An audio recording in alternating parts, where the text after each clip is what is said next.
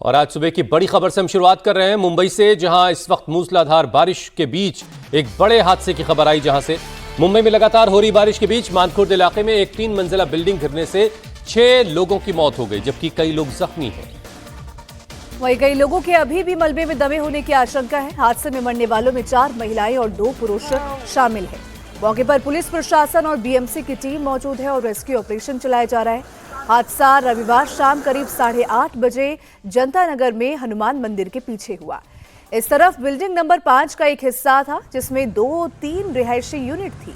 अचानक बिल्डिंग का बड़ा हिस्सा भरभरा कर गिर पड़ा। सब इतना अचानक हुआ कि बिल्डिंग के अंदर मौजूद लोगों को बाहर निकलने का मौका तक नहीं मिल पाया। हादसे के फौरन बाद स्थानीय लोगों ने मलबा हटाने का काम शुरू किया। फौरन बीएमसी की टीम भी पहुंच गई और थोड़ी ही देर में एनडीआरएफ की टीम ने भी मोर्चा संभाल लिया और मलबे से लोगों को निकाला जाने लगा। ये तस्वीर आप देख रहे हैं मानखुर्द इलाके की, जहां पर एक 3 मंजिला इमारत बारिश की वजह से ढह गई। बताया जा रहा है कि ये पुरानी इमारत थी जो चौल के तौर पर वहां इस्तेमाल हो रही थी, और इस इमारत के ढहने की वजह से 6 लोगों की मौत की खबर अब तक आ रही है। हालांकि बताया जा रहा है कि अब भी कई लोग इस मलबे में दबे हो सकते हैं, जबकि 8 लोगों को इसमें से निकाला गया। जो घायल थे उन्हें अस्पतालों में एडमिट करवाया गया है। घनी आबादी के बीच ये बिल्डिंग जो बारिश की वजह से ढह गई और इसमें 6 लोगों की मौत अब तक हुई है। 8 लोगों को मलबे से निकाला गया है। अभी रेस्क्यू का काम चल रहा है।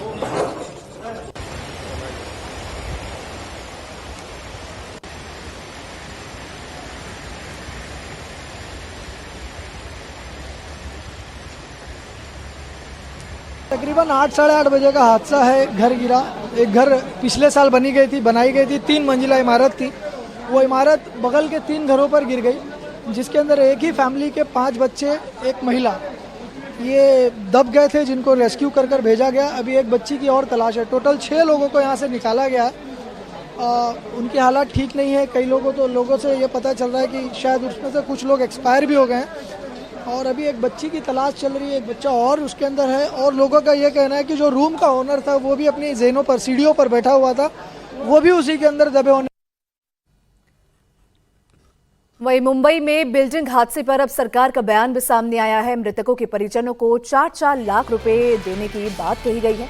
महाराष्ट्र सरकार के मंत्री गिरीश महाजन ने यह ऐलान किया और हादसे की पूरी जांच की जाएगी। इसी के साथ गिरीश महाजन ने यह भी कहा कि जिसकी इजाजत से बिल्डिंग बनी उस पर भी एक्शन लिया जाएगा। तो ये बड़ी खबर, गिरीश महाजन का ये बड़ा बयान सामने आया। 4-4 लाख रुपए घायलों को मुआवजा देने की बात कही गई और साथ ही ये कहा गया कि जिसकी इजाजत से ये बिल्डिंग बनी थी, क्योंकि अभी आपने चश्मदीद को सुना, उन्होंने कहा कि पिछले साल ये बिल्डिंग बनी थी 3 मंजिला बिल्डिंग, और अब जब मॉनसून का टाइम आया तो ये बिल्डिंग भरभरा कर गिर गई, जिसके बाद ये बड़ा हादसा हुआ। मानखुर्द में जनता नगर करके इलाका है।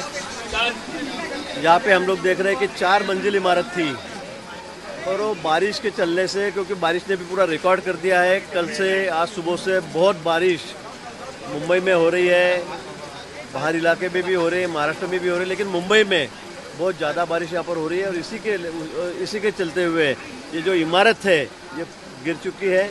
इसमें 6 लोग थे, उसमें मुझे लगता है ज़्यादातर 4 बच्चे थे और 2 एडल्ट थे। 6 के 6 लोगों की मौत हो गई है। अभी भी हम लोग देख रहे हैं कि और कोई नीचे दबा हुआ है, इसलिए कारपोरेशन है, एनडीआरएफ की टीम यहाँ पर है, पुलिस वाले भी है और कार्यकर्ता भी सब है यहाँ के लोकल, वो सभी यहाँ पर काम कर रहे हैं। मुझे लेकिन नहीं लगता कि 6 के ऊपर और कोई यहाँ पर ज़्यादातर होगा, लेकिन बहुत दर्दनाक घटना ये हुई है। इसमें 6 लोगों की मौत हुई है। सभी को हॉस्पिटल में सब बॉडी शिफ्ट कर दी गई है। और मैं कहूँगा कि ये पूरा स्लम एरिया है जैसे देखे जाए तो, और एक के ऊपर एक 12 बाय 12 के रूम के 4-4 मंजिल हो गई है। सब इल्लीगल कंस्ट्रक्शन यहाँ पर है। लेकिन ये बारिश के चलते आज पूरी बिल्डिंग नीचे बैठ गई, उसमें 6 लोगों की मौत हो गई है। बहुत दुखद घटना ये है। बिल्कुल इसकी जांच की जाएगी, कैसे क्या ये बिल्डिंग खड़ी हुई, क्यों खड़ी हुई, किसने परमिशन दिया नहीं दिया, ये भी देखा जाएगा। और जिनकी भी मौत हुई है उनके जो रिश्तेदार है उनको 4-4 लाख रुपए का मुआवजा सरकार की तरफ से दिया जाएगा, ऐसे सीएम साहब ने भी कहा है। सरकार के मंत्री गिरीश महाजन ने कहा है कि जो भी जिम्मेदार लोग होंगे उनकी जिम्मेदारी तय की जाएगी और उन्हें सजा दी जाएगी। और जो भी जख्मी या जिनके घर के लोगों की जाने गई हैं उनको मुआवजा दिया जाएगा। हादसे वाली जगह पर अब भी सर्च ऑपरेशन किया जा रहा है। रात 2 बजे रेस्क्यू की क्या स्थिति थी उस वक्त 2 बजे रात में, हमारे संवाददाता साकेत रॉय बता रहे हैं। 8:30 बजे के आसपास एक खबर आती है कि यहाँ पर स्लैब गिरने की वजह से 6 लोगों की मौत हो गई है। इस वक्त आप वो सिचुएशन देख रहे हैं जहाँ पर ये स्लैब गिरा है। यहाँ पर एम्बुलेंस और पुलिस की टीम यहाँ पर तैनात की गई है। एनडीआरएफ की भी एक टुकड़ी यहाँ पर तैनात की जा रही है। अब सिचुएशन काफ़ी ज़्यादा टेंस है क्योंकि किसी को भी अभी तक ये जानकारी नहीं है कि अंदर कितने लोग फंसे हुए हैं, कितने बच्चे फंसे हुए हैं। यहाँ पर जब ये घटना हुई उसके बाद आनन फानन में लोग यहाँ पर पहुँचे और उसके बाद बचाव कार्य शुरू किया गया, लेकिन अंदर कौन से बच्चे खेल रहे थे, किस उम्र के खेल रहे थे, उसके बारे में अभी तक कोई भी जानकारी सामने नहीं आई है। इस वक्त तक बीएमसी की तरफ से जो ऑफिशियल डेटा जारी किया गया है उसके मुताबिक 6 लोगों की मौत हुई है, जिसमें 4 महिलाएं और 2 पुरुष जो हैं वो शामिल हैं। इस वक्त पुलिस की टीम, एनडीआरएफ की टीम, फायर ब्रिगेड की टीम मौके पर मौजूद है और बचाव कार्य शुरू किया गया है। युद्ध स्तर पर लोगों को बचाने का काम शुरू किया गया है। अभी भी ये जो है सिचुएशन काफ़ी ज़्यादा ख़राब होने की वजह से, काफ़ी तेज़ बारिश होने की वजह से अब तक ये साफ़ नहीं हो पाया है कि अंदर कितने लोग फंसे हुए हैं। अब ऐसे में देखना ये होगा कि रेस्क्यू ऑपरेशन कब तक पूरा होता है और जो ये आंकड़ा है वो भी बढ़ने की संभावनाएं जताई जा रही हैं। डॉक्टर्स का कहना है कि 8 लोगों की मौत हुई है, बीएमसी का कहना है 6 लोगों की मौत हुई है। अब जब पूरी तरीके से रेस्क्यू ऑपरेशन जब पूरा हो जाएगा उसके बाद ही कोई भी क्लियरिटी इस पूरे मामले में मिल पाएगी। मुंबई में पिछले 48 घंटों से ज़ोरदार बारिश हो रही है, जिसकी वजह से ये जो स्लैब है, ये अगर आप देखें तो यहाँ पर कंस्ट्रक्शन की एक साइट थी। इसके अलावा एक 3 मंजिला इमारत थी जो यहाँ पर सीधा नीचे गिरी और नीचे गिरने के बाद जो आसपास के चौल के हिस्से हैं वहाँ पर भी गिरने की वजह से कुछ बच्चों के अंदर दबे होने की बात सामने आई, एक पूरे परिवार के अंदर दबे होने की बात सामने आई, जिसके बाद यहाँ पर राहत और बचाव दल आनन फानन में मौके पर पहुंचा। मुंबई फायर ब्रिगेड की टीम, इसके अलावा पुलिस की टीम और ऐसा बताया जा रहा है कि एनडीआरएफ की भी एक टीम को यहाँ पर डिप्लॉय किया जाएगा। इस वक्त युद्ध स्तर पर बचाव कार्य शुरू है। अब देखना ये होगा कि अंदर कितने लोग फंसे हुए हैं, क्योंकि आसपास के लोगों से पुलिस ने आंकड़े जुटाने की कोशिश की, लेकिन अब तक ये साफ नहीं हो पाया है कि अंदर एक ही परिवार के कितने लोग फंसे हुए थे। किसी को भी एक्यूरेट इन्फॉर्मेशन नहीं है। बीएमसी की तरफ से जो अब तक ऑफिशियल जानकारी दी गई है उसके मुताबिक 6 लोगों को डेड डिक्लेयर किया गया है, जिसमें से 4 महिलाएं हैं, 2 पुरुष हैं। अंदर कुछ बच्चे अभी भी फंसे हो सकते हैं। इसके अलावा एक बच्चे को बाहर निकाला गया है, जिसे मुंबई के राजावाड़ी अस्पताल ले जाया गया है। उसकी कंडीशन क्या है इसके बारे में भी अभी भी जो है बीएमसी के पास कोई भी जानकारी नहीं है। अब रेस्क्यू ऑपरेशन पूरा होने के बाद देखना ये होगा कि कितने लोग अंदर फंसे हुए थे। इसके अलावा बीएमसी और फायर ब्रिगेड की टीम ये भी चेक करेगी कि जो स्ट्रक्चर गिरा है वो लीगल था अथवा नहीं। मुंबई में बिल्डिंग हादसे को लेकर बड़ी खबर आ रही है। रेस्क्यू में जुटे डॉक्टर ने मृतकों की तादाद 8 बताई है। मलबे से शव निकालने के दौरान डॉक्टर का बयान आया। बीएमसी ने अभी 6 मौत की पुष्टि की, लेकिन डॉक्टर्स की तरफ से बताया गया कि उनके पास 8 शव लाए गए। थोड़ा इंतजार करना होगा। बीएमसी की तरफ से 6 आंकड़ा दिया गया, जबकि डॉक्टर्स 8 बता रहे हैं। वही रेस्क्यू में लगी डॉक्टर्स की टीम मलबे से सुरक्षित बाहर निकले लोगों की जान बचाने में लगी हुई है। तो वहीं बारिश के बीच रेस्क्यू में लगी टीम का कहना है कि अब भी कुछ लोगों के मलबे में फंसे होने की आशंका है, जहां पर अभी रेस्क्यू ऑपरेशन चल रहा है। और जिस तरीके से साकेत रॉय ने भी आपको बताया कि अभी बच्चे इस मलबे में फंसे हो सकते हैं, जिसे निकालने की पूरी कोशिश पुलिस की टीम और साथ ही साथ बीएमसी की टीम भी कर रही है। डॉक्टर, फिलहाल अंदर क्या सिचुएशन है? अंदर अभी और निकल सकते हैं। अभी एक बच्चा निकला है, उसको लेके जाना है, वो भी डेथ है। एक ही फैमिली के ही सब है और 1-2 आजू बाजू वाले थे। टोटल अब तक डेथ का नंबर्स क्या है? 1 इसको लेके 1 इसको लेके 1। लेकिन बीएमसी ने अभी तक 6 का आंकड़ा दिया। नहीं, 7 हो गए, क्योंकि हम लोग नहीं सारे पेशेंट को लेकर गए हैं, तो 7 हो गए। 7 हो गए, ये 8वां भी निकला है। 8वें बच्चे की हालत क्या है अभी? वो डेथ ही है, क्योंकि अंदर से निकला, अभी हमने देखा नहीं। 8वां बच्चा अभी तक देखा नहीं मैंने। ये स्लैब किस तरीके का बना हुआ था? ये नहीं, हमको पता नहीं है कैसा बना था, क्योंकि हम लोग आए तो सब गिरा पड़ा था, बुलडोजर थी, हम लोग कुछ देख नहीं सकते थे और इसके बाहर बाउंड्री से हम लोग नहीं जा सकते। वो सीन सेफ नहीं है, इसलिए कोई भी बच जाओ। 8 लोगों का नंबर आप बता रही हैं अभी तक? हाँ, 8 है। अभी रेस्क्यू ऑपरेशन कब तक चलने की संभावना है? ये देखिए, जब तक पूरा मलबा हटाकर देखा नहीं जाएगा तब तक ये रेस्क्यू ऑपरेशन चलना पड़ेगा। कोई क्लैरिटी मिली है कि कितने लोग अंदर फंसे हुए थे? नहीं, अभी तक सब कंफ्यूजन चल रहा है। लोगों ने 6 बोला, 6 ऑलरेडी गई। उसके बाद एक बच्चे की तलाश कर रहे हैं, तो उसमें अभी कुछ बड़े लोगों को भी देखने को मिला हुआ है। अंधेरी और कुर्ला से पहुंची एनडीआरएफ की टीम भी रेस्क्यू में लगी हुई है और जो बच्चे इस मलबे में फंसे हुए हैं उन बच्चों को भी निकालने की पूरी कोशिश की जा रही है। इन्फॉर्मेशन मिली थी बीएमसी कंट्रोल रूम द्वारा कि यहाँ पे एक घटना हुई है और 3+1 स्ट्रक्चर है यहाँ पे और कोलैप्स हुआ है, तो उसी रिगार्डिंग हमारी एक टीम अंधेरी से निकली थी और कुर्ला से निकली थी। सर एनडीआरएफ की कितनी टीम तैनात थी और कितना मशक्कत करना पड़ा बॉडीज को निकालने के लिए, कितने बॉडीज को निकाले?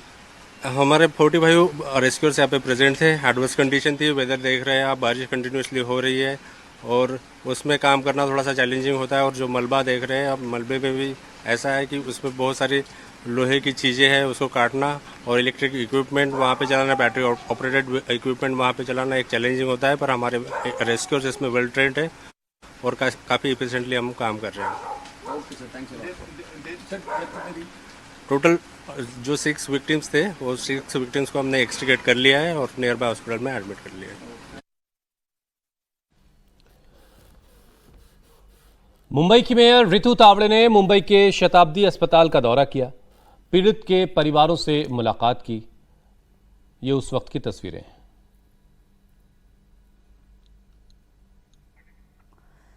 और इस मामले में अब सियासत भी शुरू हो गई है। शिवसेना के उद्धव गुट ने हादसे के लिए महाराष्ट्र सरकार और बीएमसी को कोसना अब शुरू कर दिया है। पूरी दुनिया में जब बरसात होती है तो लोग स्वागत करते हैं, आनंद लेते हैं, लेकिन मुंबई में जब बरसात हो रही है तो लोगों की मौत हो रही है। कहीं पेड़ गिरने से, कहीं घर गिरने से, कहीं पर मैन होल में गिर के। अभी बताइए कि मानखुर्द में 3 महले का एक घर गिरने से 6 लोगों की मौत हो गई। अब इसका जिम्मेदार कौन है? देखिए, ये सरकार ने मौत का कुआं बना दिया है मुंबई को। आप सब जानते हैं कि इस बार मुंबई में मानसून देर से आया।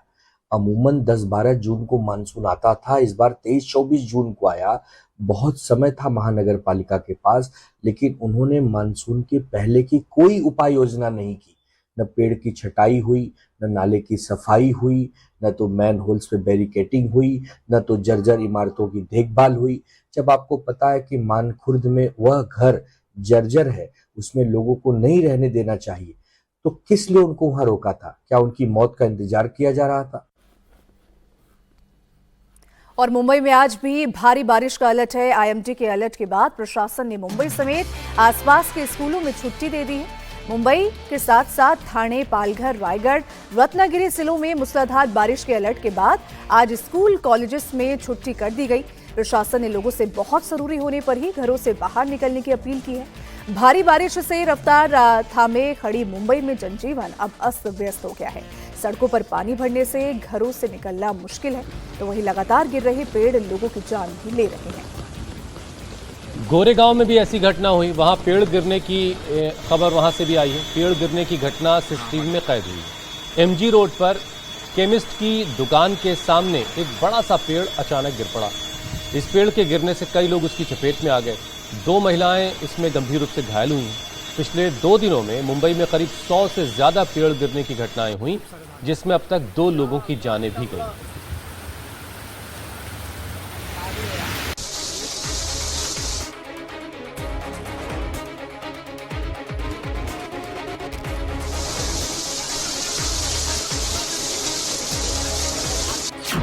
मुंबई में मूसलाधार भारी बारिश से हाहाकार।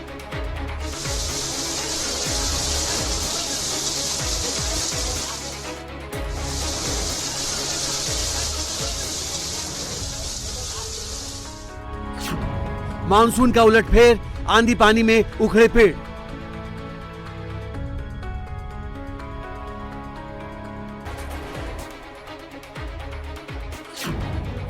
महाराष्ट्र में आफत की बौछार, आज भी भारी बारिश का अलर्ट।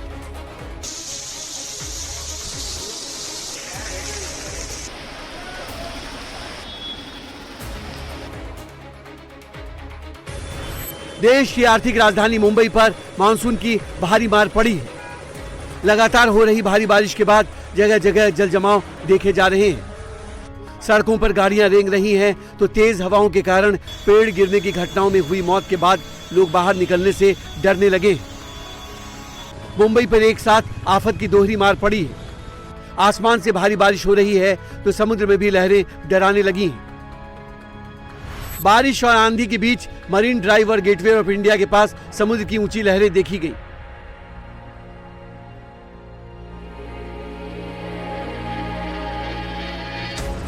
शहर के अलग अलग हिस्सों से आई तस्वीरों में समुद्र का उग्र रूप दिखाई दिया। जबकि लगातार हो रही बारिश से जनजीवन प्रभावित हो रहा है। मुंबई में अगले 2 दिनों तक भारी बारिश की संभावना जताई गई है।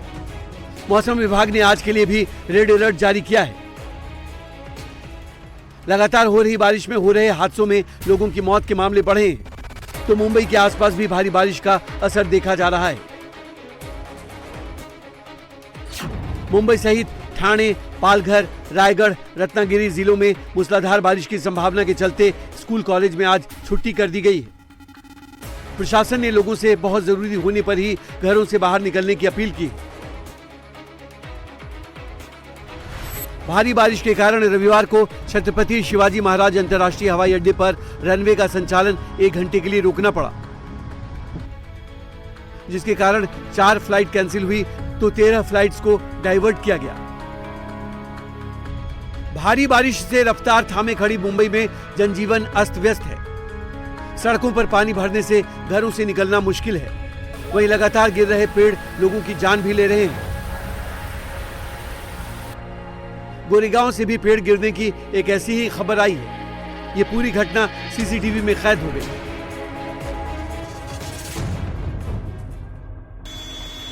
एमजी रोड पर केमिस्ट की शॉप के सामने एक बड़ा पेड़ अचानक गिर गया। इस पेड़ के गिरने से कई लोग चपेट में आ गए। 2 महिलाएं इसमें गंभीर रूप से घायल हो गई हैं। पेड़ गिरने के बाद यातायात ठप हो गया। मौके पर पहुंची बीएमसी की टीम ने कड़ी मशक्कत के बाद पेड़ को हटाया और ट्रैफिक नॉर्मल करवाया। मुंबई में पिछले 2 दिनों में पेड़ गिरने के 100 से अधिक मामले सामने आए हैं, जिनमें 2 लोगों की दबने से मौत हो गई। मुंबई के वर्ली में बीडीडी चौल के पास एक बड़ा पेड़ गिरा। घटना में 3 लोगों को मामूली चोटें आईं। मौके पर पहुंची पुलिस और फायर ब्रिगेड की टीम ने पेड़ को हटाने का काम शुरू किया, जिससे सड़क जाम से राहत मिली। इससे पहले मुंबई के कुर्ला इलाके में पेड़ गिरने की वजह से एक बुजुर्ग की मौत हो गई। मृतक की पहचान यूनुस कुंडावाला के रूप में हुई है।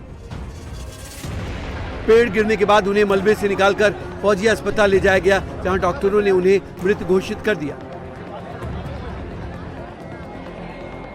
कुर्ला में पेड़ गिरने का सीसीटीवी फुटेज भी सामने आया है, जिसमें साफ देखा जा सकता है कि एक दुकान के पास पेड़ गिरा, जिसमें बुजुर्ग दब गए।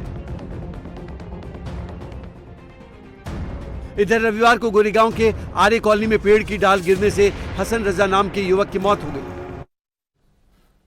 राम मंदिर चढ़ावा चोरी का खुलासा होने के बाद आज ट्रस्ट की बड़ी बैठक होने जा रही है। इस बैठक में ट्रस्ट महासचिव चंपत राय और ट्रस्टी अनिल मिश्रा के इस्तीफे पर फैसला होगा। राम मंदिर परिसर में दोपहर 3 बजे ये बैठक होनी है। इसकी अध्यक्षता ट्रस्ट के अध्यक्ष महंत नृत्य गोपाल दास करेंगे। आज बैठक में एसआईटी की अंतरिम रिपोर्ट भी सामने रखी जाएगी, जिसके आधार पर ट्रस्ट में कई बड़े फैसले हो सकते हैं। साथ ही राम मंदिर ट्रस्ट की व्यवस्था के लिए सीईओ की नियुक्ति पर भी कोई फैसला हो सकता है। और अगर राम मंदिर ट्रस्ट में सीईओ की नियुक्ति होती है तो राम मंदिर से जुड़े सभी प्रशासनिक अधिकार सीईओ के पास चले जाएंगे। लेकिन बड़ा सवाल यहाँ पे ये है कि क्या सख्त फैसलों से करोड़ों राम भक्तों का ट्रस्ट दोबारा भरोसा कायम रहेगा ट्रस्ट पर? तो आज एक अहम बैठक होनी है ट्रस्ट की, और इस बैठक में 2 जो रेजिग्नेशन हुए हैं चंपत राय और अनिल मिश्रा के उस पर गौर होगा, और साथ ही साथ सीईओ की नियुक्ति पर भी कोई फैसला हो सकता है, और जो एसआईटी की रिपोर्ट्स आई हैं उस पर भी बात होगी। आज की बैठक को काफ़ी अहम माना जा रहा है।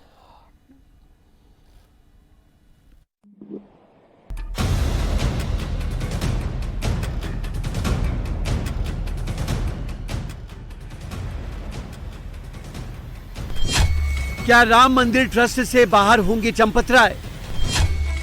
अनिल मिश्रा की होगी राम मंदिर से छुट्टी? क्या राम मंदिर ट्रस्ट बदलेगा पूरा सिस्टम? कैसे लौटेगा करोड़ों राम भक्तों का भरोसा? ये वो सवाल हैं जिनके जवाब अब से कुछ घंटों के बाद मिल सकते हैं। राम मंदिर में चढ़ावा चोरी सामने आने के बाद अब सबकी निगाहें श्री राम जन्मभूमि तीर्थ क्षेत्र ट्रस्ट की आज होने वाली बैठक पर टिकी। राम मंदिर में चढ़ावा चोरी कांड के बाद राम मंदिर ट्रस्ट की पहली मीटिंग है। बैठक आज दोपहर 3 बजे मंदिर परिसर के गेस्ट हाउस में होगी। इसकी अध्यक्षता ट्रस्ट अध्यक्ष महंत नृत्य गोपाल दास करेंगे। इस मीटिंग में राम मंदिर ट्रस्ट का भविष्य तय होगा। न्यास की बैठक 3 बजे मंदिर परिसर में संपन्न होगी। सभी 14 ट्रस्टी जो आज हैं सभी को सूचना गई है, सभी को निमंत्रण गई है। हम उम्मीद करते हैं कि सभी ट्रस्टी भाग लें। तो गोविंद देवगिरी जी ने सभी को सूचना भेजी है। राम मंदिर में चढ़ावा चोरी के बाद से ट्रस्ट पर राम भक्तों का भरोसा कम हुआ है।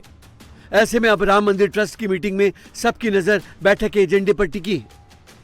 सबसे बड़ा सवाल यह है कि क्या चढ़ावा चोरी कांड में जिन्होंने लापरवाही बरती है उन पर कार्रवाई होगी। बैठक में 5 एजेंडे तय किए गए हैं। पहला एजेंडा चंपत राय और अनिल मिश्रा के इस्तीफे पर विचार किया जाएगा। दूसरा एजेंडा चढ़ावा चोरी केस में एसआईटी की अंतरिम जांच रिपोर्ट की जानकारी दी जाएगी। तीसरा एजेंडा मंदिर मैनेजमेंट की आगे की व्यवस्थाओं पर मंथन किया जाएगा।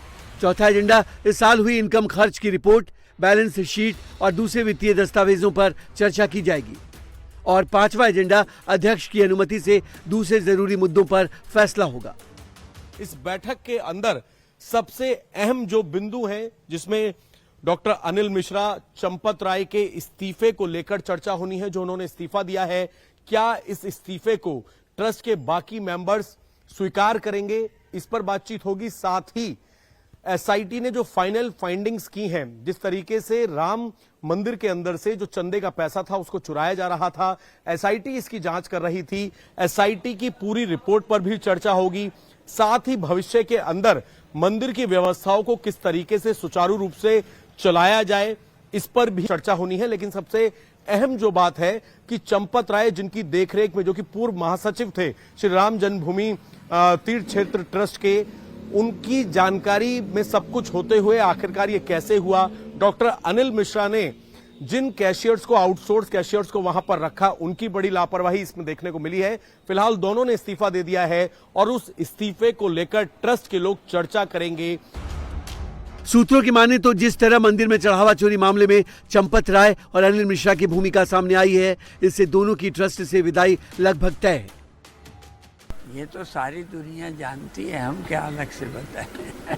सब कुछ है, लेकिन निर्णय के बाद ही कुछ कहेंगे। इस बीच बैठक से पहले ट्रस्ट के मेंबर और निर्मोही अखाड़े के अध्यक्ष महंत दिनेंद्र दास का बड़ा बयान सामने आया है। दिनेंद्र दास ने कहा है कि जिसने भी चोरी की है उसे फांसी की सजा दी जाए। हम तो रामलला के यहाँ जाते हैं, उनके दर्शन करते हैं, पूजा पाठ करके चले जाते हैं, परिक्रमा कर लेते हैं। ये लेन देन कभी हम देखे नहीं क्या हो रहा था। इसमें गलती हमें लोगों की है, क्योंकि हम देखे नहीं कि वहाँ लेन देन करने वाले अपना निकालना शुरू कर दिए। लेकिन शासन उसमें पैरवी हुआ कि वो अपने आप जेल में पहुँच गए, पैसा आना शुरू हो गया। वो तो जो हमारे सदस्य लोग निर्णय लेंगे हमारे लिए वही मान्य होगा, और रामलला जो निर्णय देंगे वही सही होगा। हम अपने उत्तर प्रदेश के मुख्यमंत्री इतना विश्वास है कि अगर वो गलती पाएंगे तो जेल में पहुंचा देंगे, और हमारा रामलला से प्रार्थना है कि उसको फांसी भी दे दिया जाए। अगर रामलला के यहाँ गलती किया है उसको फांसी देने में कोई आपत्ति नहीं है। आज बैठक में एसआईटी की अंतरिम रिपोर्ट भी सामने रखी जाएगी, जिसके आधार पर ट्रस्ट में कई बड़े फैसले लिए जाएंगे। साथ ही राम मंदिर ट्रस्ट की व्यवस्था के लिए सीईओ की नियुक्ति पर भी फैसला होगा। अगर राम मंदिर ट्रस्ट में सीईओ की नियुक्ति होती है तो राम मंदिर से जुड़े सभी प्रशासनिक अधिकार सीईओ के पास चले जाएंगे। इतना कुछ हो गया क्योंकि केवल विश्वास के आधार पर चला रहे थे।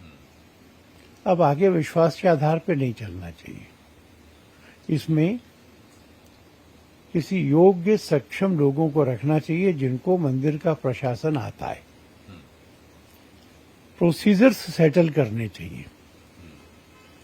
सामान की सुरक्षा के लिए जो भी मॉडर्न इक्विपमेंट्स, गैजेट्स और सिस्टम्स हैं वो इस्तेमाल होने चाहिए, और वो सब सेटअप करके जनता को बताना चाहिए, जिससे जनता को विश्वास हो कि पहले जो हुआ सो हुआ, अब आगे तो राम जी के पैसे में से 1 रुपया भी कोई ले जा नहीं सकेगा।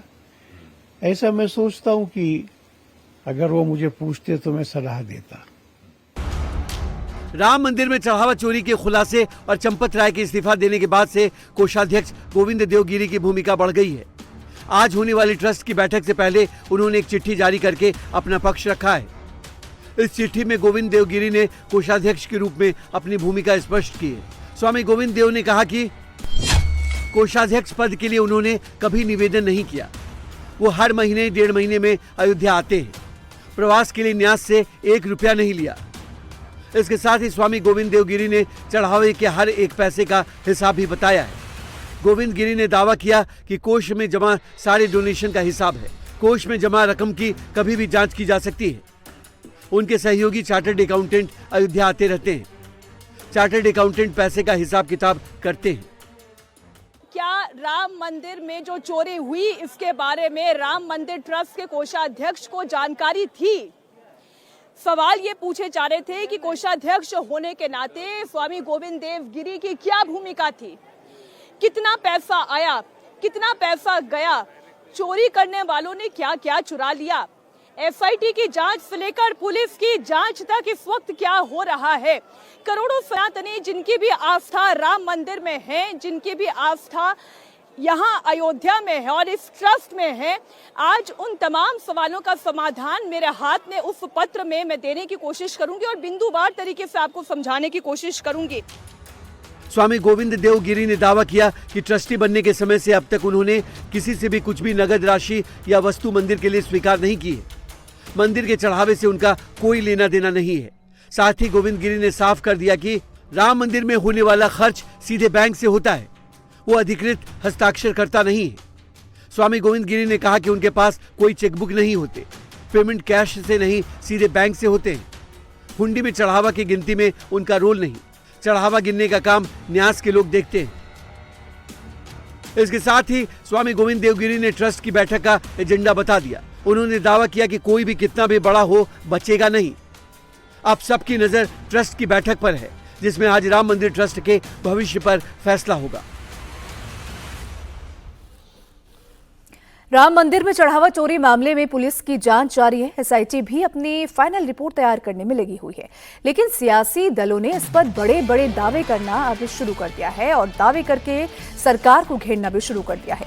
इस बीच विश्व हिंदू परिषद ने चढ़ावा चोरी मामले की जांच कर रहे डीएसपी को चिट्ठी लिखकर इन नेताओं से सबूत जुटाने में मदद करने को कहा है।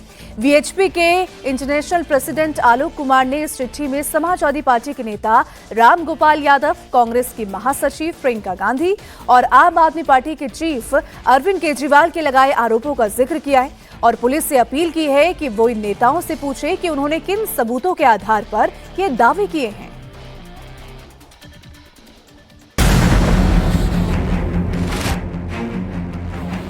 प्रियंका जी ने कहा है हजारों करोड़ का चढ़ावा आता है, हमारी जानकारी में नहीं है।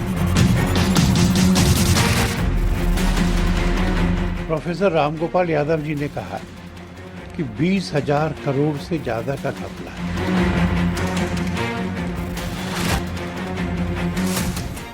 इनके पास में कुछ लोगों ने बताया होगा, कुछ कागज दिए होंगे, कुछ तो भी सामग्री होगी। इनको पता तो हो गई जो इन्होंने कहा है, तो उसके बारे में पुलिस समझ लेगी इनसे। राम मंदिर में चढ़ावा चोरी की जांच जैसे जैसे आगे बढ़ रही है, वैसे वैसे चोरी को लेकर नए नए दावे किए जा रहे हैं। ये दावे अब सियासी गलियारों में जोर पकड़ रहे हैं। इन दावों के बीच विश्व हिंदू परिषद के अंतर्राष्ट्रीय अध्यक्ष और सीनियर एडवोकेट आलोक कुमार की चिट्ठी ने सियासी हलचल के बीच उबाल पैदा कर दिया है। ये चिट्ठी राम मंदिर चढ़ावा चोरी की जांच कर रहे अयोध्या के डीएसपी आशुतोष तिवारी को लिखी गई है। इस चिट्ठी में उन सब के नाम हैं जिन्होंने राम मंदिर में चढ़ावा चोरी को लेकर बड़े बड़े दावे किए हैं। ये चिट्ठी तब लिखी गई जब एसआईटी जांच और पुलिस की इन्वेस्टिगेशन के दौरान सियासी हमले करके यूपी और केंद्र की सरकार को घेरने की कोशिश की गई। कांग्रेस की महासचिव और लोकसभा सांसद प्रियंका गांधी वाड्रा ने हजारों करोड़ की चोरी का आरोप लगाया, तो समाजवादी पार्टी के senior leader professor Ram Gopal Yadav ने दावा किया कि कम से कम 20,000 करोड़ की चोरी का मामला है।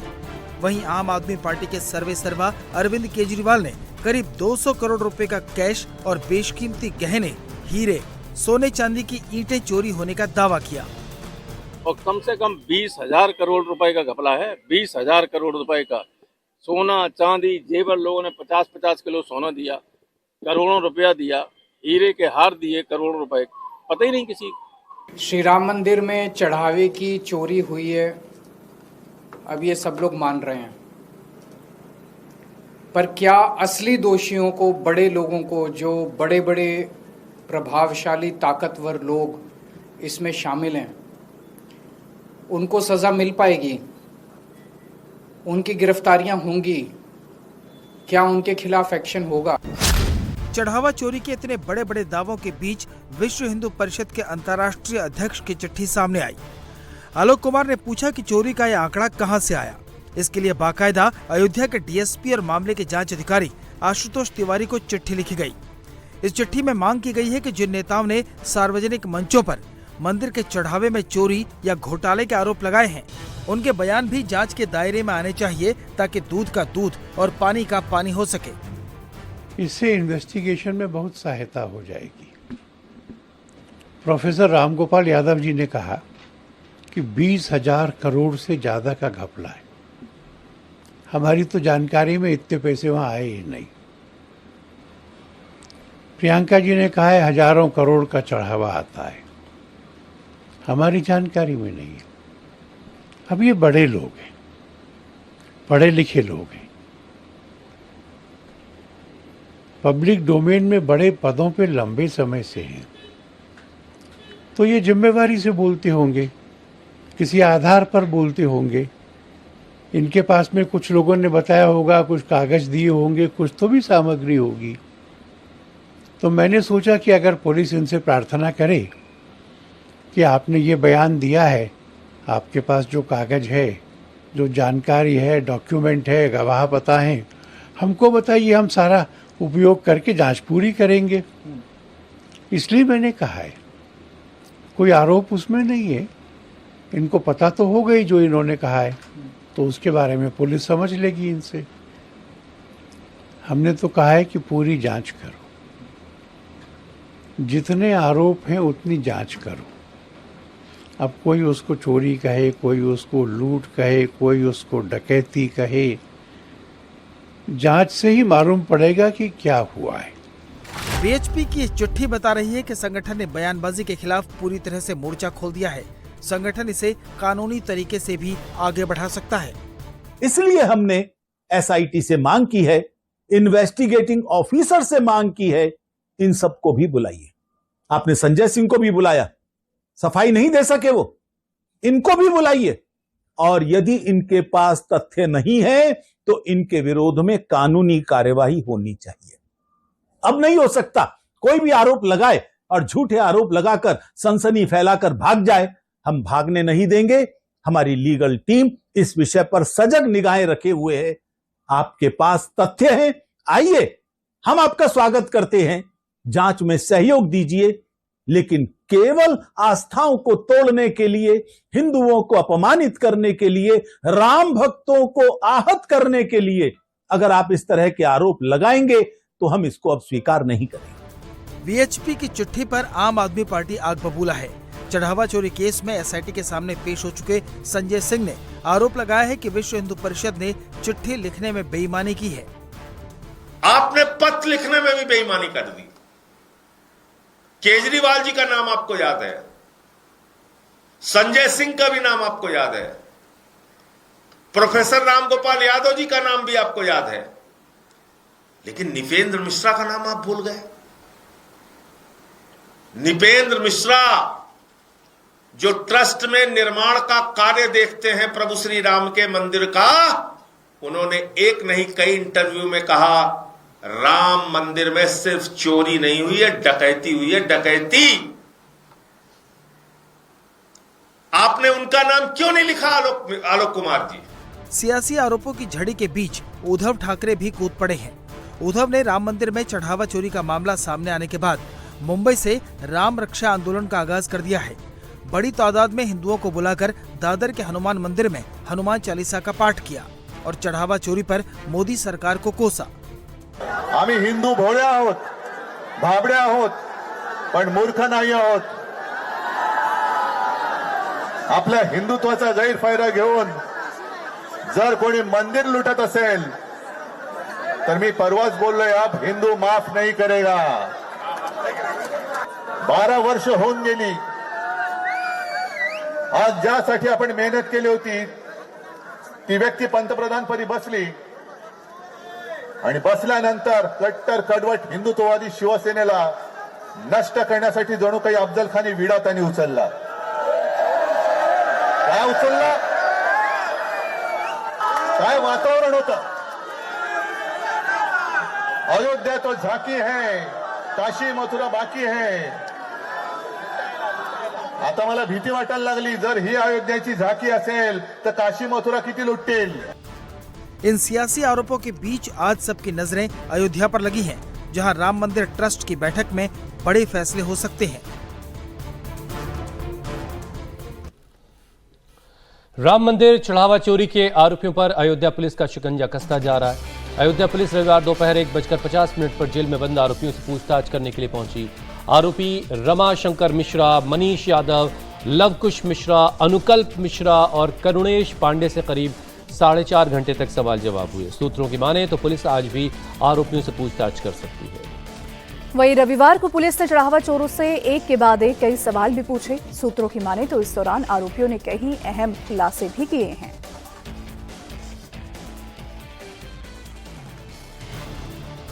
राम मंदिर चढ़ावा चोरी के आरोपियों पर अयोध्या पुलिस का शिकंजा कसता जा रहा है। अयोध्या पुलिस रविवार दोपहर 1:50 पर जेल में बंद आरोपियों से पूछताछ करने पहुंची। आरोपी रमाशंकर मिश्रा, मनीष यादव, लवकुश मिश्रा, अनुकल्प मिश्रा और करुणेश पांडे से करीब 4.5 घंटे पूछताछ की गई।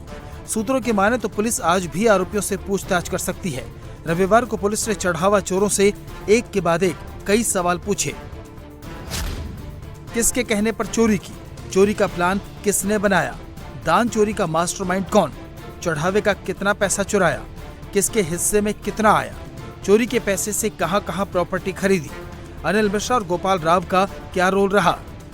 चोरी की बात पता लगने पर चंपत राय ने क्या किया? सूत्रों की माने तो पुलिस को पूछताछ के दौरान आरोपियों से कई अहम सुराग मिले हैं। सूत्रों की माने तो पुलिस को आरोपी अनुकल्प मिश्रा की चोरी की रकम से बनाई गई करोड़ों की संपत्ति का पता चला है। पुलिस के मुताबिक अनुकल्प मिश्रा ने करीब 65 लाख का मकान खरीदा। उसके ठिकानों से करीब 16,80,000 रुपए नकद बरामद किए गए। गांव में उसने एक फार्म हाउस खरीदा, एक डिजायर कार खरीदी, एक महंगी मोटरसाइकिल और एक एसयूवी बुक कराई। अनुकल्प मिश्रा को आउटसोर्सिंग एजेंसी के जरिए नौकरी पर रखा गया था और सीधे दान गिनने के काम पर लगाया गया। उसकी सैलरी 15,000 रुपए थी, लेकिन उसने चंद महीने में करोड़ों का साम्राज्य खड़ा कर लिया। पुलिस अब इन संपत्तियों की जांच कर रही है। इसके साथ ही पुलिस लवकुश मिश्रा की कमाई की जांच कर रही है। लवकुश मिश्रा पहले कार मैकेनिक था, बाद में आउटसोर्सिंग एजेंसी के जरिए दान गिनने के काम में लगाया गया। पुलिस को लवकुश मिश्रा के घर से छापेमारी के दौरान 14,25,000 रुपए कैश मिला है। साथ ही उसकी पत्नी के नाम से एक आलीशान घर मिला है, जिसका अभी काम चल रहा है। और अब बड़ी खबर हरियाणा के रेवाड़ी से, जहां एक घर के अंदर जोरदार धमाके से 3 साल की बच्ची के साथ 5 लोग बुरी तरह से झुलस गए। घायलों में एक की हालत बेहद गंभीर है। रेवाड़ी के हंसनगर में स्थित मकान में ये ब्लास्ट हुआ और ये इतना जोरदार था कि घर में लगे शीशे और दरवाजे भी टूट गए। घटना की सूचना मिलने के बाद पुलिस की टीमें जांच के लिए मौके पर पहुंची। फोरेंसिक की टीम भी मौके से सैंपल लेकर गई है और अभी ये साफ नहीं हो पाया है कि ब्लास्ट किस चीज में हुआ है। धमाके से मकान को भी भारी नुकसान पहुंचा। घर के शीशे टूट गए और दरवाजे उखड़कर दूर जा गिरे। पड़ोसी कह रहे हैं कि आवाज किसी बम के फटने जैसी आई। घर में रखा फ्रिज और गैस सिलेंडर सुरक्षित है, ठीक है। पड़ोसियों के मुताबिक जिस घर में धमाका हुआ उनका नाम सतबीर चौहान है और वो सेना से रिटायर्ड है। रविवार शाम करीब 5 बजे उनकी 23 साल की बेटी तन्नू घर में कपड़ों पर प्रेस कर रही थी। इसी दौरान अचानक तेज धमाका हुआ। उस वक्त घर में तन्नू के अलावा उसके पिता सतबीर, मां मधु, 3 साल की खुशी और पड़ोसी जय भगवान भी मौजूद थे। ब्लास्ट में ये सभी बुरी तरह से जख्मी हुए, झुलस गए। हर शख्स इस बात से हैरान है कि घर में गैस का सिलेंडर ठीक ठाक है, फ्रिज भी ठीक है, तो फिर ये इतना जोरदार धमाका आखिर किस चीज़ का था? एक बहुत बड़ा धमाका हुआ था। उसके बाद पुलिस को इत्तला कर दी गई थी, पुलिस मौके पर आ गई थी। उसके बाद फोरेंसिक टीम अपना काम जांच में जुटी हुई है। तो जो भी वो निष्कर्ष निकलेगा वो फोरेंसिक रिपोर्ट के बाद ही फाइनल हो पाएगा कि स्थिति तो काफी बद से बदतर है। अंदर की स्थिति काफी बड़ा ब्लास्ट, जैसे आसपास के लोग भी बता रहे हैं कि ऐसा लगा जैसे भूकंप सा आ गया हो। और उसका कारण क्या रहेगा वो तो फोरेंसिक रिपोर्ट के बाद ही। कितने लोग थे? 5 लोग थे और 5 में से 4 जो है एडमिट हैं, रेफर किए गए हैं, रोहतक भेजे गए। कौन कौन थे 5 लोगों में? इसमें एक सत्यपाल जी थे चौहान, और एक उनकी वाइफ थी मधु, और एक उनकी बेटी थी, उनका नाम क्या था, तनु, और एक 3 साल की बच्ची थी खुशी। और घर में किस तरीके से क्या घटना? ये 3:30-4 बजे की बात है। तो एकदम जोर से विस्फोटक हुआ था, धमाका, दीवार जैसे मकान हला ना। जब बच्चों को लेकर मैं भी बाहर निकल गया। किस तरीके का ब्लास्ट था? ब्लास्ट कोई ऐसे धुआं सा, आग सा, जोर से जबरदस्त था। क्या देखा बाहर निकल? मैं बाहर निकल के फिर मैं तो भीतर बढ़ा के आग जो लग रही थी, जो बाहर अंदर गया, बच्चे को देखा, फिर पानी पूनी से लेके गई, बच्चियों को बाहर निकाला, गाड़ी में बैठा के फिर वो कोई चीज देखी? सिलेंडर, कुछ सिलेंडर वलेंडर सब सेफ है, बिजली का इन्वर्टर भी सब सेफ है ना, कोई वायरिंग चल रही, सब बिल्कुल सेफ। जब बाहर निकले गेट तो बाहर टूटा हुआ था? ये बाहर टूटा हुआ था गेट, और जो मेन जो कमरे का है ना दरवाजा, वो भी टूटा हुआ है। ऊपर छत तक के शीशे आपके चल गए? हाँ, ये शीशे अंदर तक जा रहे हैं। आपकी दीवारों पे कपड़े? हाँ, अंदर जा। मैं अपने रसोई में चाय बना रही थी, तो मुझे अब बहुत तेज आवाज आई। अंदर मेरा बेटा दौड़ के आया, हमने लगा कि हमारे घर में ही कुछ हुआ है। फिर हमने बाहर देखा तो सब कुछ ठीक था, लेकिन एकदम फिर रोने की आवाज आई। फिर हमने बाहर जाके देखा तो ये गेट टूटा हुआ लगा और ये कूलर गिरा हुआ था गली में। तो जैसे आवाज आई तो हम दौड़ के दोनों उधर चले गए। फिर देखा तो अंदर वो छोटी लड़की गोद में थी, और जो बड़ी लड़की थी वो बाइक के पास थी, शायद बाइक गिरी हुई थी। और अंदर स्टोर में आग लगी हुई थी। स्टोर है जो लास्ट वाला, मुझे नहीं मालूम स्टोर है या उनका किचन है, लास्ट वाले में आग लगी हुई थी। और फिर उस गुड़िया को तो हम, छोटे वाली जो गुड़िया है वो 1-1.5 साल की है, उसको हम बाहर ले आए। मैंने उसको अपने लड़के को दे दिया भी सारी, और फिर उसको बाइक पे लेके, पहले उसको छोटी सी को लेके गए, फिर जो मेन ओनर हैं घर के, फिर उनको ऑटो में बिठाया। वो उनको 2 बंदों ने पकड़ाया, 2 आगे से पकड़े, 2 पीछे से पकड़े थे, उनको बिठाया। एक उनके पड़ोसी उनके यहाँ बैठे हुए थे, तो वो भी सारे जल चुके हैं। और जो मैं जिसकी लड़की की शादी थी वो पूरी ही, जो इनकी लड़की है गुड़िया, हाँ, वो सारी जुल हुई। बड़ी खबर पश्चिम बंगाल के नॉर्थ 24 परगना से है, जहां बारुईपुर में रेप और मर्डर के एक संदिग्ध की भीड़ ने पीट कर हत्या कर दी। इस मामले में पुलिस ने 2 आरोपियों को गिरफ्तार किया, जबकि बाकी लोगों की तलाश अभी की जा रही है। गुस्साई भीड़ ने रविवार को सड़क और रेलवे ट्रैक जाम करके प्रदर्शन भी किया और कई गाड़ियों में तोड़फोड़ की और पुलिस पर पथराव भी किया।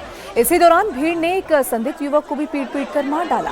पुलिस के अनुसार नाबालिग शनिवार शाम घर से बाहर निकली थी, जिसके बाद वो लापता हो गई और देर रात तक परिवार वाले और स्थानीय लोग उसकी तलाश करते रहे। रविवार सुबह धपधपी पंचायत के सूर्यपुर हाट इलाके में घर के पास एक तालाब से उसका शव बरामद हुआ।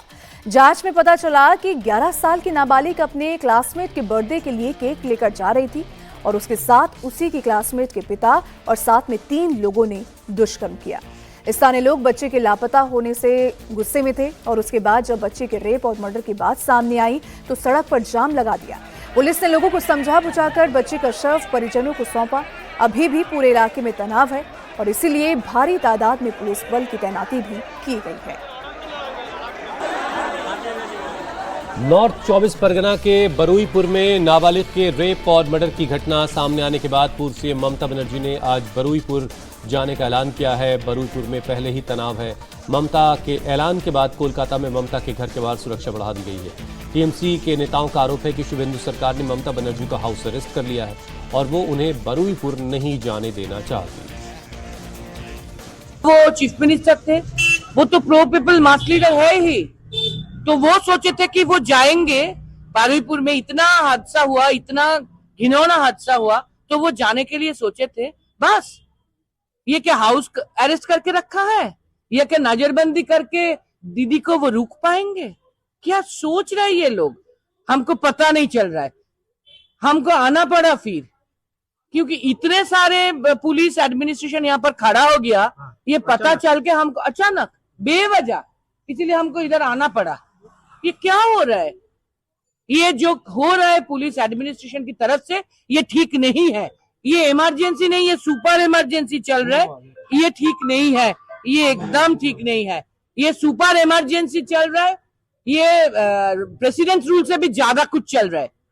ममता बनर्जी जैसे veteran leader, mass leader, pro people leader, इतने दिन की parliamentarian, chief minister, central minister, Parulpur का एक छोटा बच्चा, 9 साल की बच्ची के ऊपर जो हादसा हुआ, वो सुन के वो चुप बैठ सकते? वो जाने के लिए सोचे थे। इंतजाम होने से पहले ही पुलिस ने पूरा इलाका घेर लिया। ये क्या हो रहा है? हम जानना चाहते हैं। पुलिस